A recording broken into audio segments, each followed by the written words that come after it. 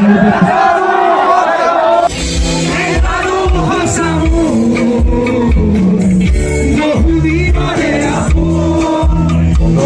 কৰিছোঁ সকলোৱে ভালে আছে। আজি হ'ল 18 নৱেম্বৰ। তো সকলোৱে গমেই পায় আজি আমাৰ হিয়াৰ আমঠু জুবিন গাৰ্গৰ জন্মদিন। তো সেই জন্মদিন উপলক্ষে আজি আমাৰ সমাধিস্থলীত হাজাৰ হাজাৰ মানুহ আজি একত্ৰিত হ'ব। একত্ৰিত হৈ সকলোৱে ধূপ চাকিৰে আমাৰ জুবিনদাৰ হেপী বাৰ্থডে বুলি সকলোৱে লিখিব। ইয়াৰ লগতেও আজি তাত বিভিন্ন ধৰণৰ অনুষ্ঠান, তাৰ লগতে ভাওনা এইবুলি হ'ব। তো মই যোৱাৰ কাৰণে ৰেডি হৈ গ'লোঁ। গতিকে বলক আজি তাত কি কি হৈ আছে আমি এবাৰ চাই লওঁ। আৰু এনেকৈ আহি আহি প্ৰায় এতিয়া সমাধিস্থল পামিহি আৰু অলপমান আছে।